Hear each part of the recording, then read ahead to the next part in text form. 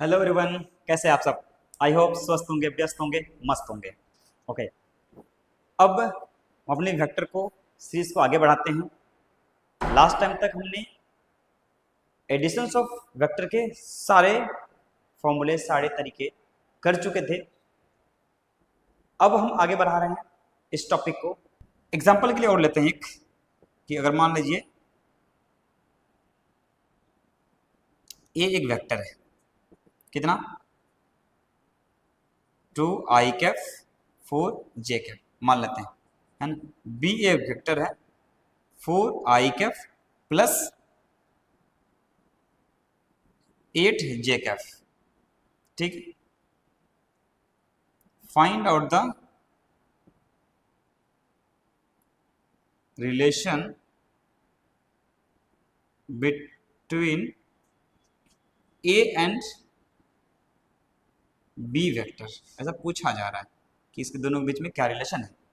क्या इस दोनों का डायरेक्शन अगर सेम हुआ तो पैरेलल भी है, दोनों का मैग्नीट्यूड अलग हुआ तो मैग्नीट्यूड अलग होगा, लेकिन डायरेक्शन अगर सेम हो जाएगा तो पैरेलल हो ही जाएगा, लेकिन इक्वल नहीं हो पाएगा, है ना। यानी कि इसकी कैरेक्टरिस्टिक्स के बारे में पूछा गया कि ए और बी वेक्टर कैसा कैसा है। हम क्या निकाल लेते हैं, दोनों के मैग्नीट्यूड निकाल लेते हैं और दोनों का डायरेक्शन निकाल लेते हैं। मैग्नीट्यूड अलग होगा, डायरेक्शन सेम होगा, इसका मतलब क्या बोलिए, पैरेलल तो है, इक्वल नहीं है। ओके, तो अब इसको सॉल्व करते हैं कि ये पैरेलल है या फिर नहीं है, इक्वल है या फिर नहीं है, दोनों के बीच में क्या रिलेशन है। ठीक है, देखो इसको, ए वेक्टर का मैग्नीट्यूड निकालो, सॉल्यूशन करो। क्या निकालो, ए वेक्टर का मैग्नीट्यूड। ध्यान दो, X square plus Y square का अंडर रूट, एक्स का वैल्यू कितना है 2 और वाई का वैल्यू 4, दिया है 2 का स्क्वायर 4 प्लस 4 का स्क्वायर 16 और इसका अंडर रूट वैल्यू कितना है अंडर रूट 20। ठीक, अगर मैं बी का मैग्नीट्यूड निकालूंगा तो चेक करो कितना आ जाएगा, 4 का स्क्वायर 16 प्लस 8 का स्क्वायर 64, 64 प्लस 16 80 और इसका अंडर रूट, ये वैल्यू कितना है, अगर सही से बाहर करो इसको तो वैल्यू कितना आया 2 2 जा 4 और 4 इंटू 20 अंडर रूट 20, ये 2 टाइम्स आया। देखो इसको कितना है, 2 आना भी चाहिए था, क्यों 2 2 जा 4 4 2 जा 8, 2 बार मल्टीप्लाई करो इससे ये आ जाएगा। ठीक है, यानी कि मैं क्या बोल सकता हूँ इस दोनों से, magnitude of A is magnitude of B by 2। देखो रिलेशन आ गया, पहला क्या आ गया, magnitude of A is equals to the magnitude of B by 2, ये पहला रिलेशन आ गया। दूसरा कि सर ए कैप निकाल लेते हैं और बी कैप निकाल लेते हैं, क्या पता दोनों का सेम वैल्यू आ जाए।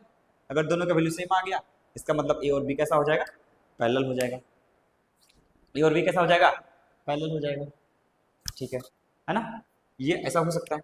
तो ए का मैग्नीट्यूड निकालने के लिए क्या करेंगे, ए वेक्टर बाय में ए का मॉड, ए वेक्टर की वैल्यू कितनी है 2i cap plus 4j cap by A का मॉड अंडर रूट 20। ठीक है, ये अंडर रूट 20, ये कितना आ गया 2i cap plus 4j cap under 20 को कर सकते हैं, बताओ 4 5 जा 20, तो 4 को बाहर करेंगे 2 रूट 5, ध्यान से देखो, और 2 से कट कुट जाएगा तो वैल्यू कितना आया i cap plus 2j cap by root 5, तो ये आया, ये आया ए कैप, ये क्या आया ए कैप। इसी तरीके से क्या निकाल लेंगे, फिर बी कैप निकाल लेंगे। क्या निकाल लेंगे, बी कैप, तो ये क्या हो जाएगा बी वेक्टर बाय बी का magnitude, B vector by B का मैग्नीट्यूड।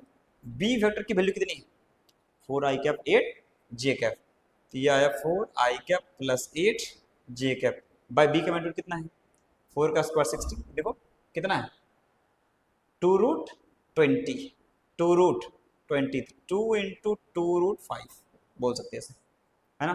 तो 2 2 जा 4, अगर ध्यान से कट करो तो ये क्या आ जाएगा 4 1 टाइम्स 4 2 जा 8, ये वैल्यू कितना आया आई कैप प्लस 2j कैप और नीचे में क्या बचा अंडर रूट 5। अच्छा, ये दोनों तो सेम आ गया, इसका मतलब A cap is equals to B cap, A cap equals to क्या बी कैप, तो मैं बोल सकता हूँ A cap equals to B cap, ऐसा हो जाएगा, है ना। यानी कि डायरेक्शन दोनों का सेम हो गया, तो मैं बोल सकता हूँ A and B vector is parallel vector. क्यों? दोनों का डायरेक्शन सेम है, but not equal vector because its magnitude is different. Okay, तो मैं क्या बोल सकता हूँ, समरी फाइनली क्या बोल सकता हूँ, vector A and B is parallel vector, parallel vector but not equal vector, but not equal vector.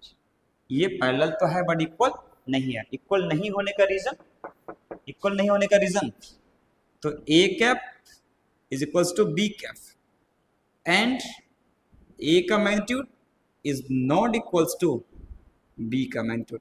ये रीजन है इक्वल नहीं होने का। ओके, जिस तरीके से ये पैरेलल आया उस तरीके से कौन आएगा, एक और वेक्टर आएगा जिसको हम क्या बोलेंगे, एंटी पैरेलल वेक्टर। क्या बोलेंगे, एंटी पैरेलल वेक्टर। ठीक है, तो ये 6 नंबर था पैरेलल वेक्टर। अब 7th नंबर में कौन आएगा, एंटी पैरेलल वेक्टर। नेक्स्ट है हमारा कौन सा, anti parallel vector, 7th number. ठीक, 7th नंबर में कौन है, एंटी पैरेलल वेक्टर। ठीक, एंटी पैरेलल वेक्टर कहने का मतलब a vector having opposite direction is called anti parallel vector. A vector having opposite direction is called anti parallel vector, है ना। ये कैसा वेक्टर है, एंटी पैरेलल वेक्टर। सपोज मान लीजिए एग्जांपल ले लेता हूँ, ये एक वेक्टर है ए, ठीक, ये एक वेक्टर है बी, दोनों अगर अपोजिट है तो A and B is a anti parallel vector. A and B is a anti parallel vector, इसको ऐसे बोल सकते हैं। कैसे, देखो इधर, अपोजिट सेंस होने की वजह से A and B is a anti parallel vector. A and B कैसा है, एंटी पैरेलल वेक्टर है। समझ आ गया। ओके, अब नेक्स्ट है 7 टाइप्स के मैंने पढ़ लिए एंटी पैरेलल। एक लास्ट होता है 8 नंबर, वो कौन सा है, नेगेटिव वेक्टर। कौन सा है, नेगेटिव वेक्टर। तो ये चीज है हमारा नेगेटिव वेक्टर। नेगेटिव वेक्टर कहने का मतलब ऐसा वेक्टर जिसका मैग्नीट्यूड तो सेम हो लेकिन क्या अलग हो, उसका डायरेक्शन जस्ट अपोजिट हो, यानी कि same in magnitude opposite in direction. Opposite मतलब डिफरेंट नहीं, अपोजिट मतलब जस्ट अपोजिट। कोई आई कैप है तो दूसरा माइनस आई कैप, ऐसा बोला जाएगा। यानी कि a vector having same in magnitude, same in magnitude but opposite in direction, opposite in direction। Example ले लेते हैं, है ना। ए एक वेक्टर है, मान लीजिए 3i कैफ, और बी एक वेक्टर है कितना, -3i कैफ। ये दोनों कैसा है,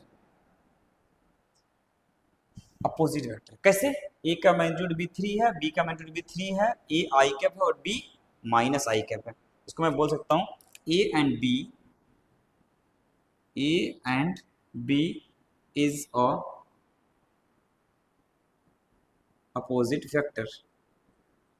ए और बी कैसा है, अपोजिट वेक्टर। समझ आ गया। ओके, अगर एग्जांपल के लिए मैं इधर देख लूँ, A is equals to 3i cap और b is equals to -3j cap. क्या ये अपोजिट वेक्टर है, नहीं। मैग्नीट्यूड तो इक्वल है लेकिन डायरेक्शन इक्वल, डायरेक्शन अपोजिट नहीं, इसीलिए क्या, this is not a opposite vector. ऐसे बोल सकते हैं क्या चीज, A and B is not a opposite vector. ये दोनों अपोजिट वेक्टर नहीं है। क्यों नहीं है, मैग्नीट्यूड इज इक्वल। हियर क्या बोल सकते हैं, ए का magnitude is equals to B का magnitude, but A cap is not equals to minus B cap. क्या नहीं है समझ? सर ए कैप को जो डायरेक्शन है ए का आगे है तो बी का किधर होना चाहिए? पीछे होना चाहिए, है ना? तो माइनस से मल्टीप्लाई करेंगे तो ए के पैरेलल हो जाएगा, इसलिए बोला कि ये इसके इक्वल होगा। ए कैप अगर माइनस बी कैप के बराबर है, इसका मतलब क्या है? ए का डायरेक्शन आगे है तो बी का डायरेक्शन पीछे है, और बी का माइनस लगाएंगे तो ये आगे हो जाएगा। अगर ये दोनों बराबर होगा तो मतलब ये कैसा वेक्टर है? नेगेटिव वेक्टर है, अदरवाइज नहीं है। ये था हमारा क्या चीज? Types of vector. 8 तरीके के होते हैं। आई होप आपको ये 100% समझ में आई होगी। हमने कोशिश करी है कि सारे टाइप्स वेक्टर को क्रिस्टल क्लियर तरीके से आपको बताया जा सके। ओके, इसमें कुछ कुछ इंपॉर्टेंट पॉइंट्स होते हैं। जैसे सपोज मान लीजिए किसी वेक्टर को हमने एक्सिस में रखा, किसी वेक्टर को हमने क्या कहा? एक्सिस में रखा या किसी भी प्लेन में रखा। अगर हमने एक्सिस को चेंज कर दिया, क्या वेक्टर बदल जाएगी? क्या वेक्टर का वैल्यू बदल जाएगा? क्या वेक्टर का कंपोनेंट बदल जाएगा? तो इसमें आंसर है इसका कि वेक्टर की वैल्यू नहीं बदलती। बदलता कौन है? वेक्टर के कंपोनेंट बदल जाते हैं, वेक्टर कंपोनेंट बदल जाएंगे। चलिए लिखते हैं कुछ इंपॉर्टेंट पॉइंट्स। इंपॉर्टेंट पॉइंट्स है ना। पहला पॉइंट है क्या चीज? पहला पॉइंट हमारा क्या है? If the frame of reference is change then vector will not change. मैंने क्या बोला? If the frame of reference is change then vector will not change, vector will not change, but its component can be changed, but its component can be changed. इसके component change हो सकते हैं। क्या बोल दिया सर? कुछ समझ में नहीं आया। चलो जरा देखो, मान लो ये ऐसा है, ये वेक्टर कितना है? 10 न्यूटन मान लेते हैं, और ये एंगल 37 डिग्री है। एंगल कितना है? 37 डिग्री। इसका एक कंपोनेंट होगा एक्स में, एक कंपोनेंट होगा वाई में। ये एक्स एक्सिस है और ये वाई एक्सिस है। देख लेते हैं। तो एक्स में कितना आ गया? 10 cos 37, तो वैल्यू कितना है? 10 इंटू कॉस 37, तो वैल्यू कितना होता है? याद करो, ठीक है। cos 37 4/5, याद रखना है भाई साहब, सब चीज मैं ही बताऊं क्या? 5 2 जा 10, तो 4 2 जा 8 न्यूटन, ठीक है। cos 37 का वैल्यू कितना होता है? 4/5। अच्छा, sin 37 कितना होता है? 3/5, ये तो याद होगा। हाँ, तो ये आया 10 इंटू sin 37, तो 3/5, 5 2 जा 10, वैल्यू कितना आया? 6 न्यूटन। वैल्यू कितना आया? 6 न्यूटन। अगर तुम ध्यान से देखो तो ए वेक्टर को हम कोऑर्डिनेट में रिप्रेजेंट कैसे कर सकते हैं? 8 एक्स एक्सिस में गया तो आई कैप, और 6 वाई में गया तो जे कैप। इसको क्या बोलेंगे? 8 आई कैप प्लस 6 जे कैप, ये वेक्टर आ गया, ठीक है।